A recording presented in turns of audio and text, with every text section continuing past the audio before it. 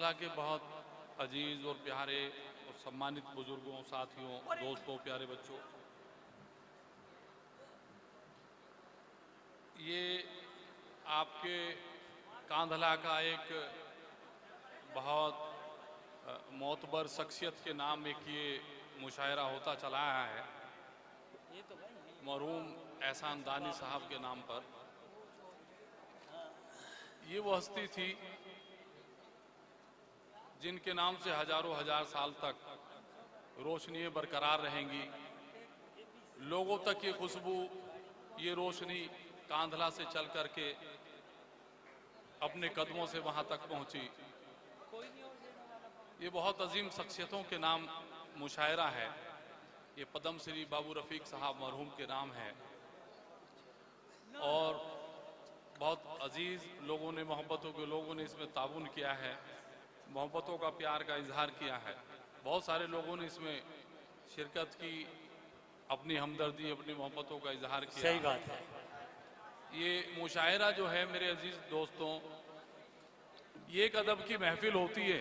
बेशक बेशक। ये बहुत बहुत बहुत ऊंची महफिल है।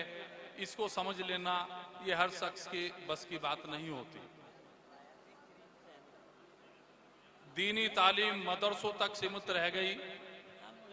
उर्दू अदब का मामला इन स्टेजों तक और इन महफिलों तक महदूद रह गया। अगर ये महफिलें भी अदब के हिसाब से नहीं रह पाएंगी तो मुझे नहीं लगता कि आने वाले वक्तों में ये ज़बान कोई समझेगा, कोई सोचेगा, कोई सुनेगा। बहुत अदब की महफिल है, बहुत मोहब्बतों की महफिल है। मैं शुक्रगुजार हूँ उन लोगों का जिन लोगों ने इस चीज़ को कायम किया और इस मरहले को जिंदा रखा। ये बहुत मोहब्बतों की बात है। जुनेद भाई, हमारे छोटे भाई अंसारी साहब, जिन्होंने मुशायरे को लेकर के चले, हमारे मुखिया जुनेद साहब, ये सब लोगों ने बड़ी मेहनत, बड़ी मोहब्बतों से इस चीज़ को शुरू किया और इस मंजिल तक लेकर के चले आए।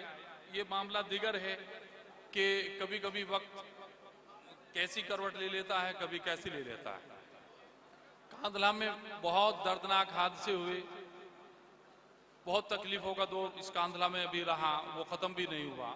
लोग उनको भूले नहीं, हजारों हजार साल तक भूलेंगे भी नहीं। मिर्जा डॉक्टर सलीम साहब, उनके चंद लम्हों के बाद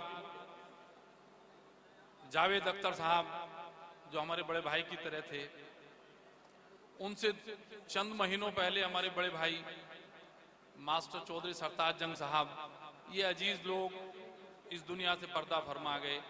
बड़ी तकलीफ का, बड़ी दुख का विषय है। बहुत मन दुखी है।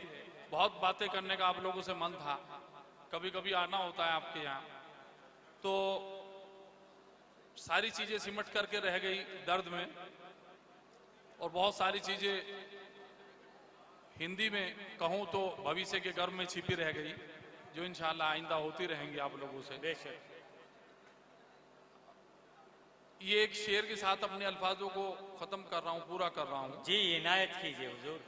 क्योंकि तकलीफ इतनी है कि वो बयान नहीं की जा सकती। वो जुनेद भाई के भाई नहीं थे, वो हमारे भी बड़े भाई थे। सही बात है। उन्होंने हमें भी बाप की तरह सरपरस्ती दी। जावेद अख्तर साहब जिनका नाम था, नाम है और इंशाल्लाह रहेगा। बेशक। वो एक अजीम और तरीम शख्सियत इस शहर की थी।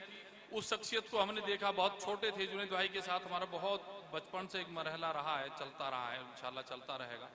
तो जावेद भाई को हमने महसूस किया अपने बाप की तरह, अपने बुजुर्गों की तरह। उस आदमी के अंदर मोहब्बतों का समंदर हमने महसूस किया। लगता है कि बहुत कम वक्त था, बहुत जल्दी हमसे आज उठा के चले गए। अल्लाह उनको आला से आला मकाम जन्नतुल फिरदौस में मकाम अता नसीब फरमाए। उनके बच्चों को सब्र जमील अता नसीब फरमाए। उनके जैसा हौसला, उनके जैसी मोहब्बतें, उनके जैसा अदब, उनके जैसा एहतराम, उनके जैसा प्यार अल्लाह हम सारे शहर वालों में, सब लोगों में भरपूर रखे हमेशा, ताकि इस शहर को अदब की, मोहब्बत की निगाह से सारी दुनिया देखती आई, सब लोग हमेशा यूं ही देखते रहें। मेरे अजीज लोगों, ये संतों की भूमि, ये बुजुर्गों की सरजमी है। कांधला ये आप और हम लोगों की नज़र में एक आम धरती, एक आम भूमि है, लेकिन इस कांधला के मायने, इस कांधला की ज़मीन से अलग हट करके देखें, इतिहास से पूछें, इतिहास को पढ़ें, तो समझ में आएगा कि कांधला किस सरजमी का नाम है। बेशक बेशक ये पावन संतों की भूमि है, बुजुर्गों की, आलिमों की सरजमी है। तो इन सब चीजों का हम अदब एहतराम हमेशा रखें और शुक्रिया अदा करें उन लोगों का जिन्होंने इस छोटे से मुशायरे को बेहतर और खूबसूरत सिस्टम के साथ आगे बढ़ाया। और अल्लाह उनके हौसले को हमेशा कायम रखे कि वो आगे भी सब चीज़ों को जिंदा रखे, इस अदब की महफिलों को जिंदा रखे, वो ये कभी ना ख़त्म होने वाला सिलसिला हमेशा बना रहे। बहुत अच्छी बात है। गुजर तो जाएगी तेरे बगैर भी, लेकिन अच्छा, गुजर तो जाएगी तेरे बगैर भी, लेकिन बहुत उदास, बहुत बेकरार गुजरेगी। वाह, बहुत अच्छे, बहुत